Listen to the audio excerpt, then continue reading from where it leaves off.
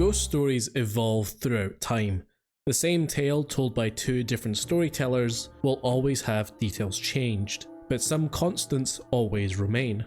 A famous Japanese folktale is the death of Okiku, a dishwashing servant who becomes a victim of a lord desiring her beauty for himself. One of the few joys Okiku had in life was taking care of 10 dishes. Dishes that, depending on the storyteller, have either been family heirlooms or belonging to the lord himself. When Okiku repeatedly rejects the advances of the lord, he steals one of these dishes and tells her that she has misplaced one of them. Okiku goes into a frenzy, trying to find the lost dish. The lord says that he will forget the sin of misplacing the dish if Okiku becomes his lover. Still, she refuses. The lord grows angrier than ever, angry at Okiku for rejecting him. He orders her to be captured and thrown into a well. Rage consumes Okiku, her ghost rising up to punish those that ended her life and to find her lost dish. Word spreads that you can hear her counting her prized plates, but never again reaching 10. Only by finding her lost dish could her soul be put to rest. The story of Okiku has changed many times since it was originally told hundreds of years ago. The reason for the plate going missing changes, the setting of the story changes, the reason for Okiku's refusal changes. But the constant element that remains is that Okiku is always a victim of another's jealousy or lust. The Ring is an evolution of Okiku's story, and even in the few decades since Koji Suzuki's original novel came out in 1991, it's gone through its own set of evolutions and changes, and most likely some of the constants you'd expect to remain are missing. It is near impossible to convey how much that in the late 90s and early 2000s, Ring Mania was gripping Japan. Everyone was loving the story about watching a videotape that kills you in 7 days, and the creepy girl with the long black hair, Sadako. And the most acclaimed adaptation of this novel is undeniably Ringu, directed by Hideo Nakata from 1998. This film being so popular, it basically kickstarted an entire genre of horror movies, usually called J-horror, that basically became a genre of Japanese horror movies hopping off of the success of Ring, or Ringu as a lot of people call it. Which, I need to, for my own sanity, the title is just Ring. Ringu isn't the Japanese version of the word or anything like that. It's just how a Japanese person would pronounce it. It's even meant to be the English word ring, as Suzuki got the idea for the name by reading an English dictionary. But just so you know which version I'm talking about, I'm either going to call the 1998 film Ringu, or call it some variation of Nakata's version or the 1998 version. So Hideo Nakata's 1998 version, referred to as Ringu. In fact, for some reason in Ringu, the titular ring is about a telephone ringing. Like, they add this extra step to the curse where you have to watch the tape and then pick up the ringing phone. I don't get this at all, and it puts the movie into what I like to call Gremlins territory, where the rule can be too easily nitpicked. What if there was no phone nearby? What if you don't pick up? What if you unplug the phone before watching? I'm also very happy to admit I may just be an idiot and have never somehow realized what this adds in my 17,000 watches of this movie. Anyway, Ringu is a tremendous success both in Japan and internationally. It's a film which I think is fine. In case you're someone who's watching this without ever reading the book or any of the movies, in its most basic sense, The Ring is a story about a reporter, Asakawa, whose teenage niece dies under mysterious circumstances, dying alone in their home from a heart attack seemingly at random. Asakawa then finds out that 3 other teenagers died under the same circumstances at exactly the same time. Investigating the deaths leads Asakawa to finding the 4 teenagers all stayed at a resort cabin and watched a strange videotape exactly 7 days before their death. Asakawa only realizes this by watching the tape themselves, and now they have 7 days to solve the mystery. They must find out how this tape came into existence and how to stop it, helped by their friend Ryuji. They slowly uncover the images shown in the tape and the tragic story behind it, the tragic story of Sadako. What I do love about Ringu is that it really feels like a unique film created with a vision in mind. I honestly struggle to describe it, but the atmosphere that Nakata creates in this film feels physical. Like you could reach out and feel what it's like to be in these rooms. I know how weird of an observation that is, but it's extremely difficult for films to make a room feel like a room and not a set designed to look like a room. Ringu really convinces me that all these locations really exist, which really makes the film have a distinctive Japanese voice. It really feels like the film was creating a style guide to future J-horror films, and oh boy does some of those films follow it insanely close, maybe too close. There's so much that helps create this atmosphere too. Certain music cues. I love this one that occurs at the beginning of every day as the 7-day countdown gets shorter and shorter.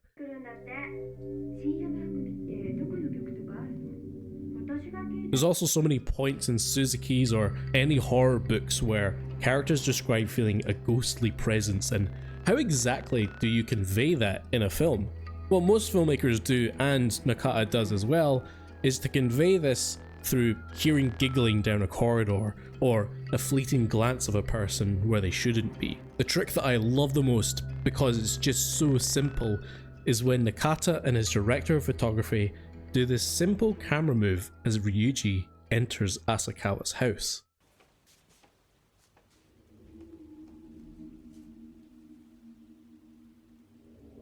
It's so simple, but it just works perfectly in conveying to the audience that something isn't right here, and it makes me feel uncomfortable every time I watch it.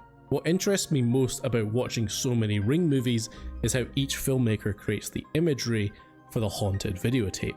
It's not a mystery at this point that Sadako is the girl who's responsible for the creation of the tape, and the being that kills you in 7 days after watching it. One of the changes Ringu makes is that this adaptation omits the part of the tape that attempts to tell the viewer that it's actually possible to reverse the curse, instead leaving the final image of the tape being a shot looking at a well we don't know the significance of yet.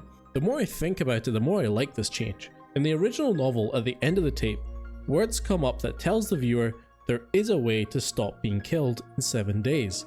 But the teenagers who watched it seem to have taped over it as a prank, as they don't believe the curse is real. While I do think this does create a great sense of mystery, that it does tell you there is a way to stop this, and you want to find out what the trick is to stopping it. But I do also enjoy that with this being omitted, it creates a greater feeling of helplessness. It does give you that sense that Asakawa and Ryuji's search for answers could all be for nothing.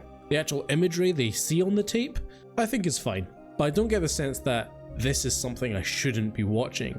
It obviously comes down to personal taste, but to me this version feels too clean, where in other adaptations the scenes and images blend together and makes it feel like a stream of consciousness or a dream even. And in Ringu, it feels like someone edited it. I'm just imagining like Sadako in the editing bay putting it all together, thinking of like what's scariest. Arguably, even if Ringu isn't as scary today, it completely justifies its existence and forever changed the franchise with this single scene. Spoilers for The Ring, by the way, but seriously, if you haven't seen the ending of The Ring somehow and don't know what the final scare is, first of all, oh my god, let me talk to you, and second, you just gotta go watch it. Either the 1998 version, or if you're a racist, the American version, they're both good.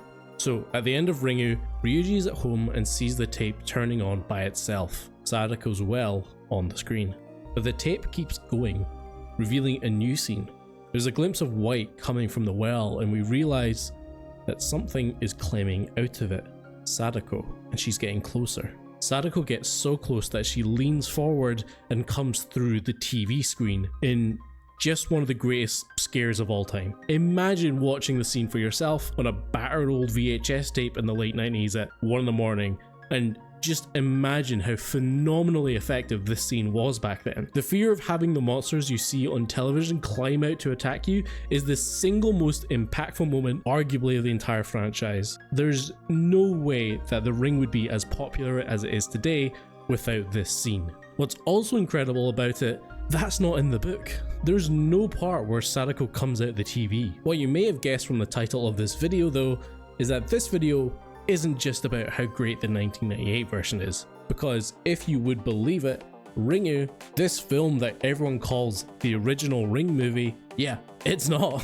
3 years earlier, there was a made-for-TV movie that aim to faithfully adapt the novel. This is both a tough and easy version to find, easy in that you might be able to just type into the search bar of the very website you're watching this video on and find it, but it might not be in the best quality. To find something where you can actually tell where people's faces end and their clothes begin is trickier. The footage you're seeing is basically the best I could find.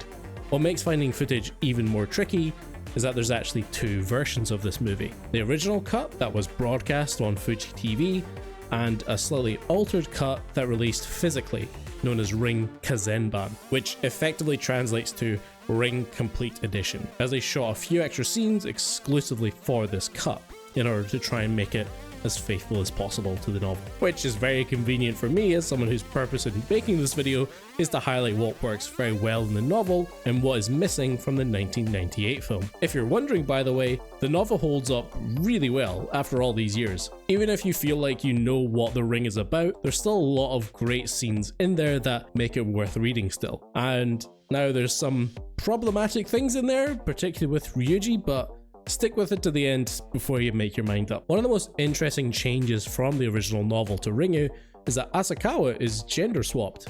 In the original novel, Asakawa is a male Japanese reporter. In an interview, Koji Suzuki actually wanted Asakawa to be specifically male because he said that he wanted the novel to be an example of a man protecting his daughter, as he felt that there wasn't too many good examples of that in Japanese media. But in the 1998 version, Asakawa is gender swapped to be female and has a son instead. In another interview, Suzuki said that the reason Asakawa's gender was changed for the 1998 film was because protecting daughters is seen as the mother's task, so the hero was changed to a heroine. Fellas, is it gay to want to protect your daughter? Honestly, I like the change of making Asakawa a woman, and in this version, Ryuji is her ex-husband while he's a childhood friend in the novel. Being her ex-husband sets up a really interesting dynamic between the two. They remain awkward with each other throughout the film, but clearly still do care for each other. So much so that Ryuji actually watches the tape as well to try and help Asakawa break the curse. For the most part, they respect each other's distance. It's a decision that lends itself well to one of the many themes of the franchise being an exploration of broken families. Many thought this choice was also due to Nakata's Western influences, as it makes Asakawa more reminiscent of American horror films like, well, do I even need to give examples? However, when asked, Nakata simply said, "I like women." Okay then. I do think this change was also made to make the movie more clear that it's a horror movie and not detective movie with ghosts. Which gets us into the next big distinction between the original intention and the reputation the Ring franchise has. I'm willing to bet that if you were to ask anyone to describe Ring, they'd most likely say, it's that scary film where she crawls out the TV. Being scary was not the intention of Koji Suzuki. One of my favourite and most hilarious things Suzuki has ever said came in an interview where he was asked, do you think older characters are represented fairly and honestly in horror fiction? I don't know why he was being asked it, but hey ho. Suzuki said, I have no idea since I don't read horror titles at all. I actually don't like all that supernatural stuff. I really dislike most horror writing. And that's just hilarious coming from someone who created one of the most iconic horror franchises. It also makes a lot more sense when you read the rest of his novels, especially the later Ring books, where it goes much more into science fiction, like the third book where it's all about VR. Yeah, that's a story for another day. If you read the original novel, and something that I think makes the story so compelling, especially in the novel, and the reason it's inspired so many different adaptations, it's the gradual reveal of clues and the developing mystery. One of my favorite scenes that I think works even better if you're going into the novel after hearing about how creepy the tape is through pop culture is the scene where Asakawa and Ryuji sit down and actually analyze the tape's imagery scene by scene. One of my favorite elements of Kazenban is their interpretation of the tape. Kazenban has the most accurate in terms of what the book describes. I can't help but feel like this version really does feel like watching a nightmare, and it's no doubt that the distorted and low quality version of the copy I watched really adds to the ambiguity of what's being shown. It definitely gets a bit over the top by regularly cutting back to Asakawa looking like he just entered his name playing Bone Storm.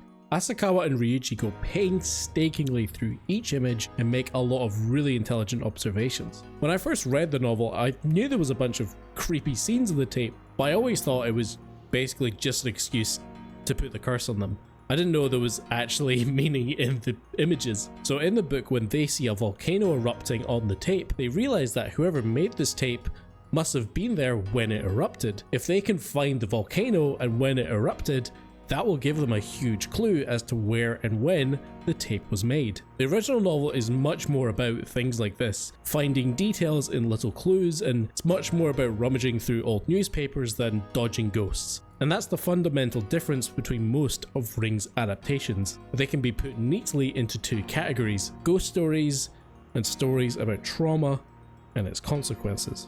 I really tried to make something more catchy there, but I just couldn't. Ringu is absolutely a ghost story. And what I mean by that is that it adheres closely to the genre of ghost stories. The purpose of the story is primarily to scare you, and it leaves a lot of details left unexplained and mysterious. I always like to think of stories like this as the horror in your peripherals, where something is existing just beyond your clear view, like something is creeping through the barriers of the living. Giggles down a hallway or glimpses of something you can't explain, but never quite sitting a ghost down and they explain to you what's going on. Whereas Kazenban and in turn the novel make it clear that they are not ghost stories designed to be scary. They are the unfolding tragic story of Sadako, which leads to grave consequences. It's a more logical approach as to why Sadako is haunting the tape and what led her to get to this point in the first place. On the one hand, you've got Ringu, which is acclaimed as being one of the best horror movies of all time. Kazenban is definitely not that. Kazenban gets a lot of criticism from fans and general horror enthusiasts. And honestly, the only reason I'd recommend this version is if you've read the book and want to see a faithful adaptation. Most of the satisfaction comes from that, seeing scenes accurately depicted, and then the lack of modern restoration makes entry and accessibility a lot tougher than most films in this franchise. And there's even moments from the original story that are a bit diminished thanks to those who made it realizing, like, there's no easy way to say this, they cram in so much nudity and sex in this movie. I cannot overstate how much is in here. There's even a point where they include a subplot where they have a flashback that shows Sadako having a sexual relationship with her dad. Let me double check that one. Yeah, that's not in the book. This aspect, coupled with the fact that there's some scenes that look like they're straight out of a student film. I really don't blame anyone who says they didn't enjoy it. And thankfully, these elements are absent in subsequent adaptations. With so many criticisms, both valid and, understandable, it's easy to see why this film has been forgotten and no one really talks about. But goddamn, I still really like it. What I love about this version is the introduction of Ryuji, who becomes the second most prominent character in basically every adaptation. Ryuji's a professor of philosophy with an interest in the supernatural. Ryuji in Kazenban is introduced by Asakawa's co-workers as potentially killing his own wife, and they build him up as this fraudful and deceitful man, so much so that the friendship that Asakawa and Ryuji have is believed to be all manipulation. But I love the first time we see him, he's standing above Asakawa with the crowd moving around him, waiting. It really plays into the idea of, who is this guy? He seems strange but so cool at the same time. Asakawa convinces Ryuji to watch the tape as he believes he just can't solve this mystery on his own. And because Ryuji loves this, fascinated by supernatural stuff, is happy to watch the tape even knowing he could die in 7 days. Ryuji in the novel is basically the comic relief, and when we're introduced to him, Asakawa recalls a time where I don't want to read this part. Asakawa recalls a time when Ryuji was asked, "What are your dreams for the future?"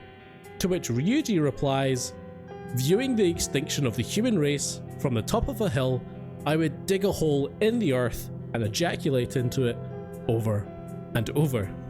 That's Ryuji. In Kazenban though, he's this smooth, Beat Takeshi kind of guy with the coolest shades.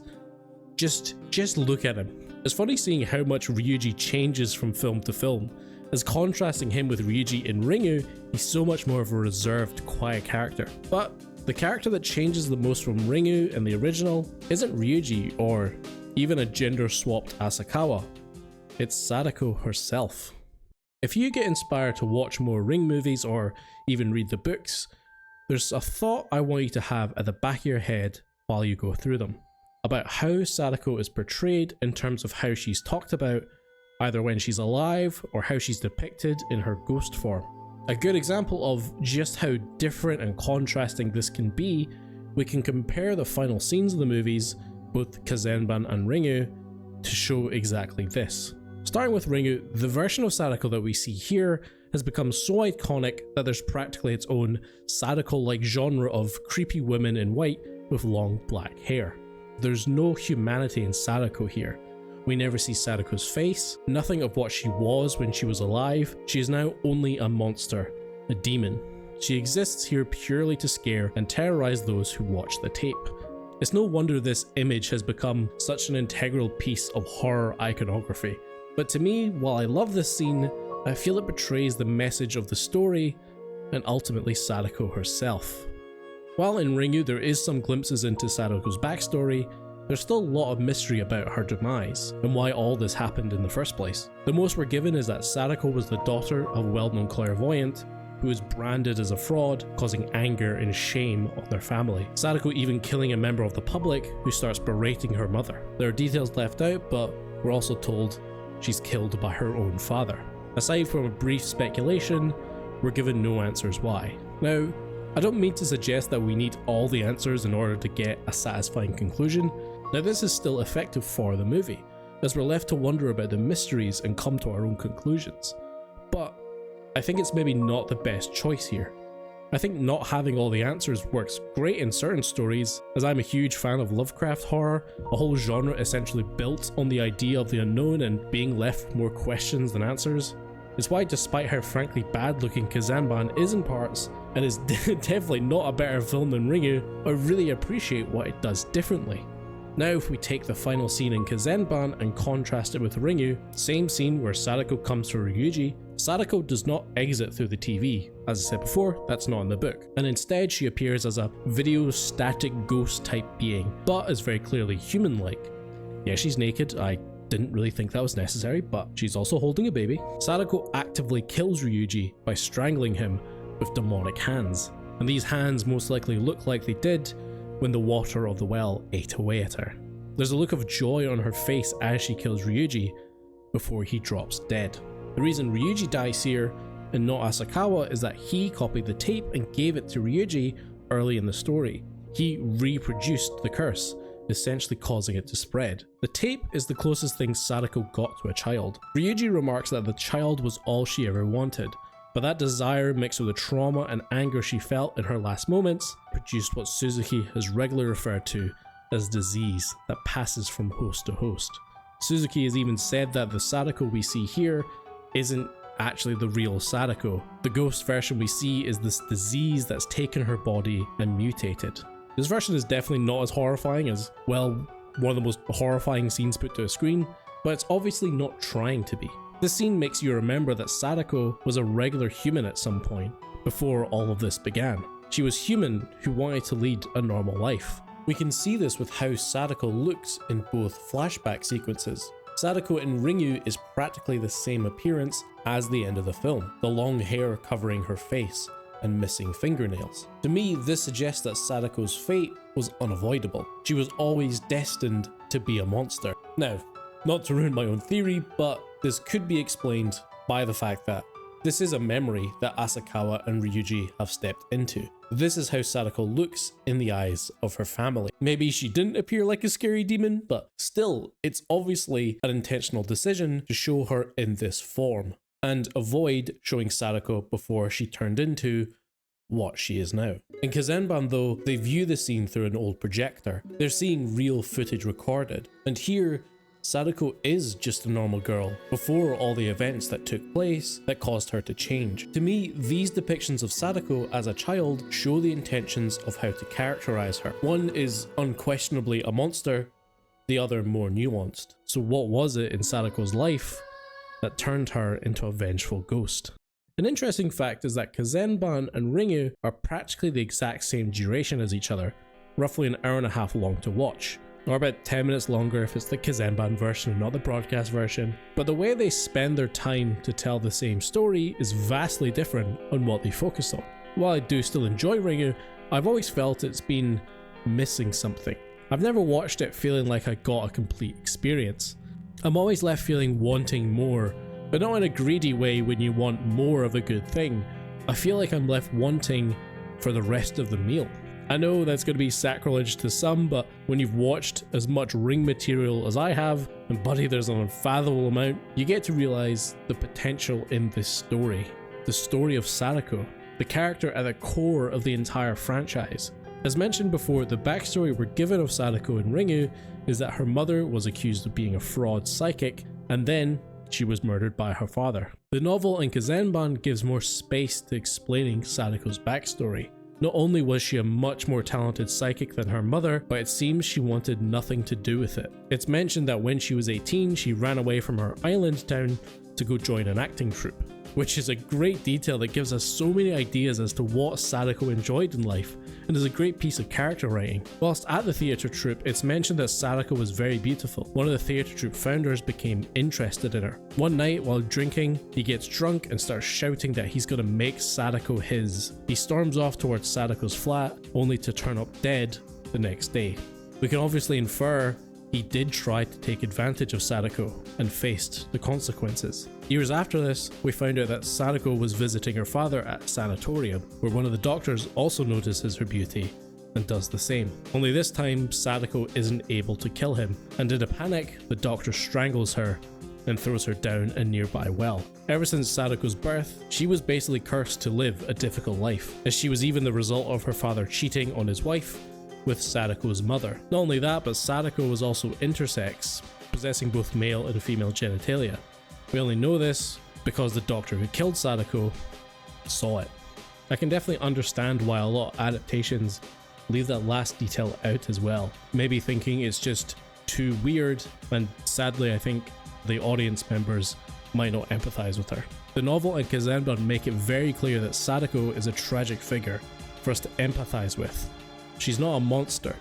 The horror she has inflicted onto others are a result of a life spent being abused by the cruelty of men. What is also an important detail is that most others, unless they were killed by Sadako, the men who abused her have just gone on to live normal lives. The others in the theatre troupe who didn't stop the man storming off to Sadako's flat are still working there, barely remembering her. The doctor has his own clinic. None of them have had to deal with any consequences for the trauma they inflicted onto her. This is of course just reality for a majority of women when faced with a similar situation. And I don't think it's a coincidence Sadako wanted to be an actress when this happened to her for the first time. I'm not saying Suzuki is the friend that's too woke, as reading his other novels, they're definitely not written from a feminist perspective. To be honest, my theory as to why Sadako has such a tragic backstory is that Suzuki probably asked himself, what would be the worst thing that could happen to a woman to cause her to have a grudge against humanity? Nonetheless, Asakawa in Kazenban doesn't even blame Sadako for feeling this way. There's never a point where they feel anger against her directly for the curse. They genuinely want to help Sadako and put her body to rest. Even when they find out Sadako is intersex, there's no judgment. There might be a few uneducated remarks that I'm not going to defend, but there's nothing coming from a place of malice. Kazenban sticks much closer to this idea than Ringu, where there's practically no attempt to make Sadako to be a victim. What really disappoints me with Ringu is that the potential to echo Sadako's story with Asakawa being a woman too, and with the central ghost of the entire franchise being a woman who was taken advantage of by men throughout her whole life, it seems like such lost potential to not develop on this through Asakawa's experience living as a single mother in Japan, and any judgment that comes her way. By building on this, I think Ringu could have gone from being one of the best Japanese horror films of the decade to the best of the century. I want you to think about when you watch horror movies, especially featuring characters or monsters with a tragic backstory, think about how they are depicted. Are their actions a result of their own decisions, or have they been driven by the actions of others? Ringu is a great film and deserves the praise it gets, absolutely, and I'll forever love it for kicking off the J-horror renaissance. But in taking away Sadako's backstory, it's pulled back from being one of the greats for me. It purposely limits itself in the message it's trying to tell, when it had so many opportunities to build upon the novel. By having Asakawa be a woman, you could use that to tap into any current day anxieties of just being a woman in modern day Japan. Zenban, on the other hand, it's charming, and it does a decent job of telling the story from the novel. If you can overlook poor visual quality and the low budget, then give it a watch if you're a fan. Just keep your mind open to experiences like that. Movies that on the surface look very not good, but I think if you give them a chance, you can often be really surprised about the value you get from them. Thanks for watching, I really appreciate it. Give me a YouTube follow, or maybe even a Twitter follow, maybe even a Blue Sky follow. I don't really use those, but if enough people follow me, I'll feel pressure to post on there. Oh yeah, and you better believe I'm making videos about every other Ring movie.